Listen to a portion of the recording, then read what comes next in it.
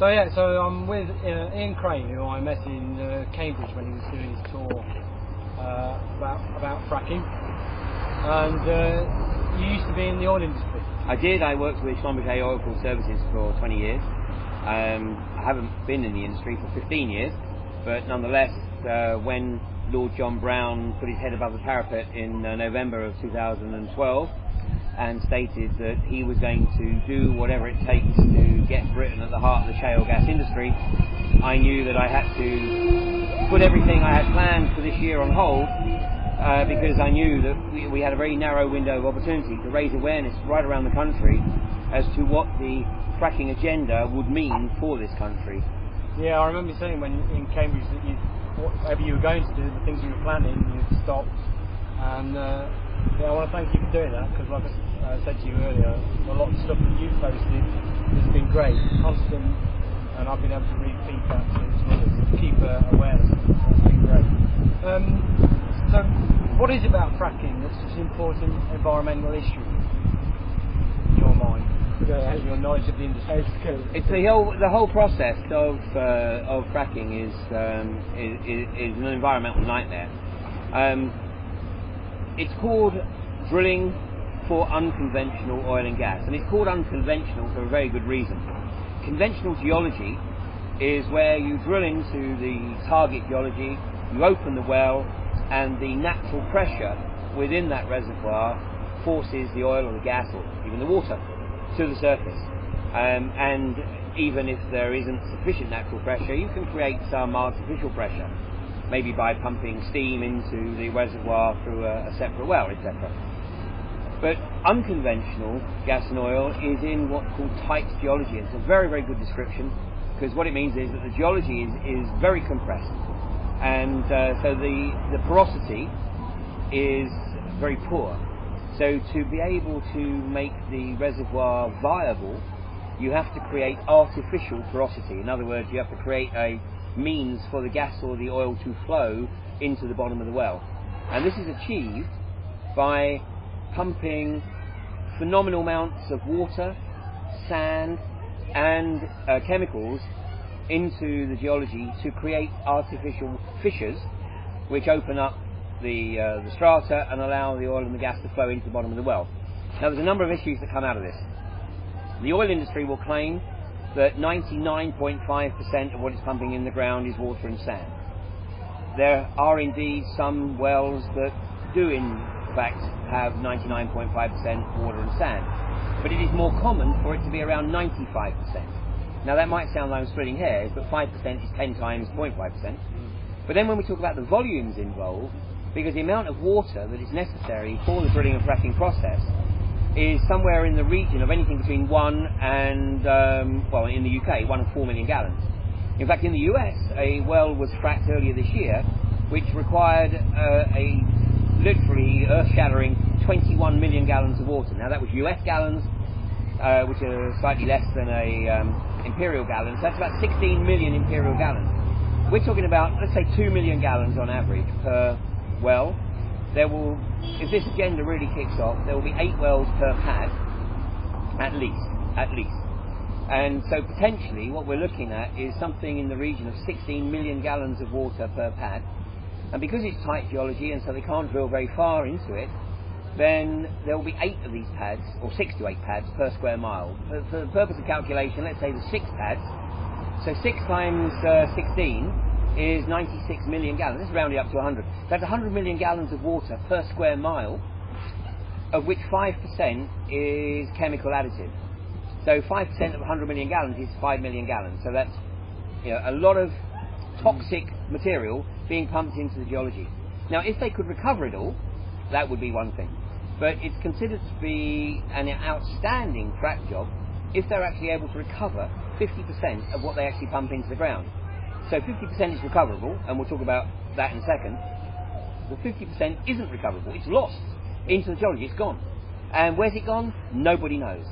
Because they don't know. They can't know. Because despite what the geologists say and the petroleum engineers say, all they can do is make a best guess. And more often than not, the geology does not behave in the way that the geologists or the petroleum engineers claim it will. So what's happening is that 50% that's lost into the ground is continuing to create artificial porosity, and it's opening up artificial pathways for the oil or the gas, which eventually can migrate into the water table. It's like trying to guess where a crack in a pane of glass would be. Absolutely. That's a very good analogy. And also, I remember you mentioning at Cambridge, that the water has to be fresh water. It does indeed. So that's our drinking water they use. Yes, it is. Yeah? And basically, once the water is used, it's lost in the system. So what people unfortunately don't tend to realise is that normally, when we use water, it's not lost to the system. Even industrial usage, the water isn't, in most cases, lost to the system because it can be treated and it can be returned into the system. Once you add frac fluid, it's much more difficult. First of all, the water that's pumped into the lost in the ground with the chemical additive is lost. It's gone until it re-emerges, perhaps in the water table, but it's lost. The water that is recovered is extremely difficult to treat, and in fact many industrial waste treating companies won't touch it because it puts enormous stresses on their system. So one of the prerequisites here has to be for absolute transparency and disclosure on what these companies are going to be doing with any waste materials that they do recover. Yeah. And at the moment, even though this industry hasn't got off the ground, there is no desire on the part of Quadrilla or any of the other companies to be transparent. Well, for obvious reasons. Well, it should raise everybody's concern, shouldn't it? Yeah, of course. Yeah.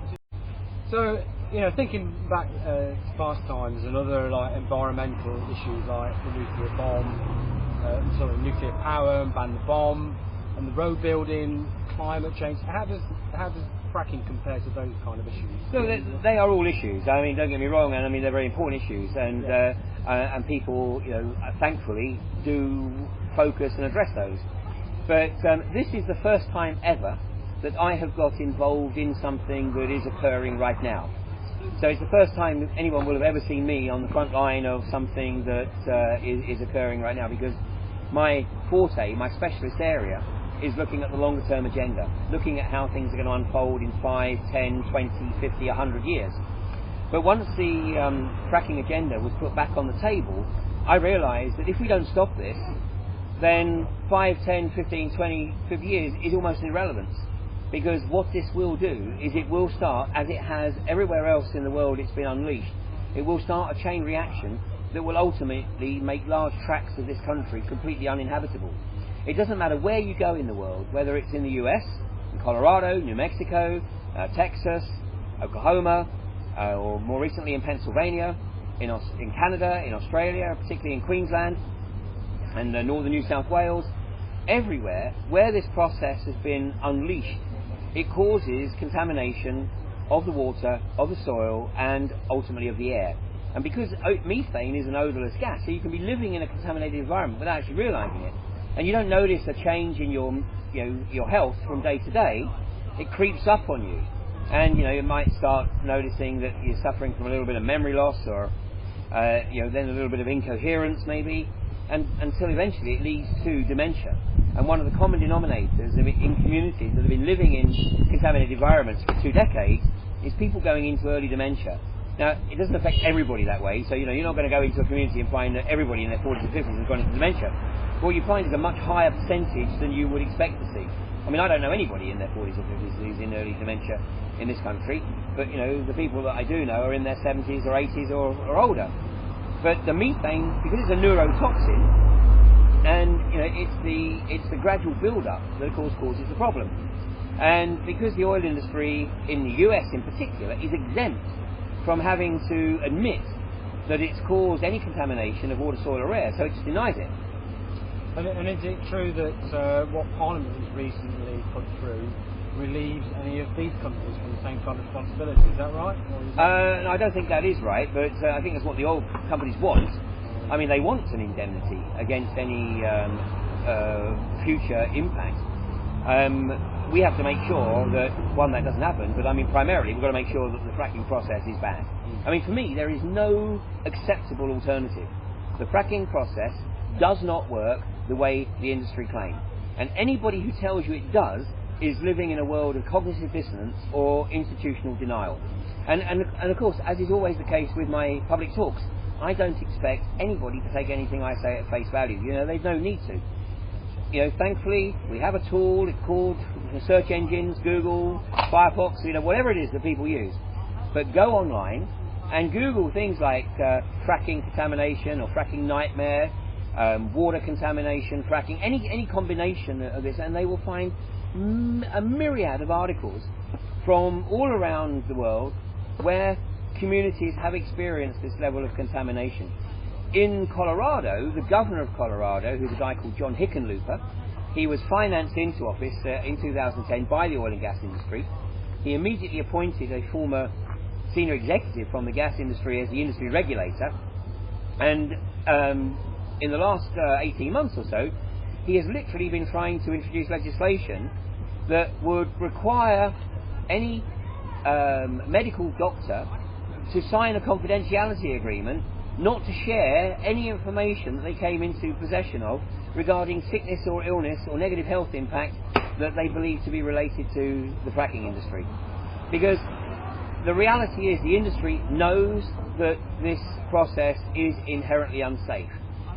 But the more they deny it, they actually believe their own lies and deception. And unfortunately, of course, the reality is that the vast majority of people working in this industry don't live in the areas where the fracking is being done. Would you say, with the nuclear power, as long as that's working okay, it's kind of safe? I know. Whereas nuclear power is not my expertise. No, it's not my really. It just seems to me that, as long as nuclear power is working okay, it's safe, unless you get something like Fukushima, and then. But this process is long-term damage, and it's irreversible. And it's irreversible, and it's attacking the absolute sources of life, yes. Water and air. Yes. And I say, nuclear power. Okay, there are huge dangers with that, but this is a much more insidious long-term danger. Absolutely. This is ecocide. That's exactly what is occurring in every area where the process is unleashed. And of course, the ecocide leads to genocide, because if the water and the soil and the air cannot support life, then it becomes genocide. And unfortunately, the people who are working in this industry or driving this industry, they're either not looking at the longer term impact, they're only interested in the short term benefit, or if they are looking at the long term impact, they just are denying that that will ever happen. But the evidence is out there. It's out there, and that's what I implore people to look at for themselves. Because what is being printed in the media, in the British media, is an embarrassment. I think that more and more people are beginning to realise that the mainstream media in this country is simply, and of course in many other countries, is simply an organ, a propaganda organ for the establishment. And I think what we've seen here over the last 2 weeks is that the mainstream media is actually marginalising itself. And people are no longer really turning to the mainstream media for information. In fact, they're looking at the mainstream media to see what it is that the establishment wants to put out as orthodoxy, and then they're going online and checking things out for themselves. And of course what we're seeing is more and more legislation being introduced to try and shut down any means of alternative thought. We're looking at the potential for legislation being introduced that makes it or bans esoteric websites. What is this all about? So we've had Blackpool. There's been issues in Lancashire, earthquakes and stuff. So, do you think? Well, there were 2 seismic events after 2 wells were fracked. Yes. Oh, really? So, do you think Balcombe will be kind of a bit of a tipping point, a turning point? Oh, it has to be. It absolutely has to be. Obviously, if it wasn't for Blackpool, if it wasn't for the 2 seismic events that occurred in Blackpool after the 2 wells had been drilled and fracked, then Balcombe would not have the focus that it does. The 2 seismic events in Blackpool happened nearly 2.5 years ago, and I must confess that at the time of the second seismic event I thought, thank goodness for that, hopefully that's sufficient to shut this stuff down, and everyone's going to realise it's a no-brainer. And then when Lord Brown put his head above the parapet and said we're going to do everything we can to get Britain to the heart of the shale gas industry, I realised we had a problem. But what it had meant was that there's been 2 years of people in the Blackpool area raising awareness in their location, and then there have been people here in the Balcombe area who have realised that if quadrilla do start drilling and fracking here, the same thing could occur here. And then obviously the likes of me, who, after hearing John Brown and then David Cameron announce that the moratorium was lifted, I immediately put all my plans on hold and set up my 63-day tour of the country to raise awareness, because this is going to impact everybody. I mean, everybody. Nobody will escape this. Now, obviously, people even my age, in their late 50s, may not necessarily see the ultimate impact of this if this agenda kicks off. Although, based on the experience of Queensland, where they've only been drilling and fracking for 5 years, and we still see the evidence of the contamination there.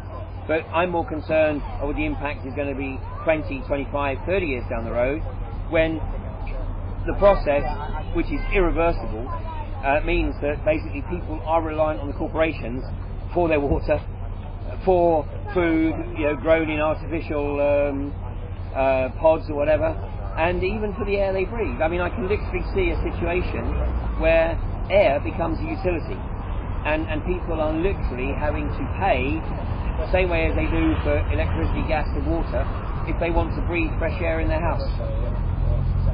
And it'll be the sort of poorer people who will be left with the rubbish air. Well, what will happen if you're on the corporate payroll, then you'll breathe fresh air whilst you're at work, because it will be filtered and they want people to be alert. And as you rightly say, if you can afford it, you'll have it piped into your house, but if you can't afford it, you're left to whatever's out there. No, there is only one outcome here, and this is why what's happened at Balcombe today, day 18 of the blockade, is so critical. And some of the film footage that we've taken today shows that this is a cross section right across the community. One of the locals that I was speaking to earlier today, she's just set up a website, or she's bought the domain name, Conservatives Against Fracking. And of course it's a Conservative MP, Francis Maude, who's the local MP, who's pushing the agenda. I mean, it was Francis Maude who we know was instrumental in getting John Brown appointed to David Cameron's cabinet, ironically with a remit for business ethos. And the irony appears to be totally lost on Brown and Cameron, because he's also the chairman of Quadrilla and yet sits at the heart of government. I mean, this is just absurd. So, this is catalytic. And what we need to see here over the next few weeks is more and more people coming down to Balcombe, showing their support for the Balcombe blockade, and also taking back to their own community the concerns about this industry kicking off, so that when or if, I hope it is if rather than when, but if we are not successful in shutting this agenda down at Balcombe, then the industry and the British government needs to know that wherever it is they try and get their bits in the ground, they're going to meet this kind of reaction. So talking about websites, where can people go to find out more information about what you... Okay, well, first of all, one of the presentations that I presented on the tour, Fractured Future, is up on YouTube. If you Google Ian Crane and Fractured Future, that's fractured with a K, CK. My own website is ianrcrane.com, and I will be doing an event in Forest Row on Sunday the 8th of September, and an event in London, a full-day event in London called From Fracking Nightmare to Agenda 21, Killing Us Softly. And that's on Sunday the 15th of September at the Connaught Rooms. And that tour you were doing, is that finished now, or have you still got things to do? That tour is ostensibly finished, but I mean I will still be doing other events which people can find out about from my website. Ian, thank you ever so much for talking to me. My pleasure. Nice to meet you again. And hopefully I'll be down again fairly soon. Great. That'd be great. Thanks for coming.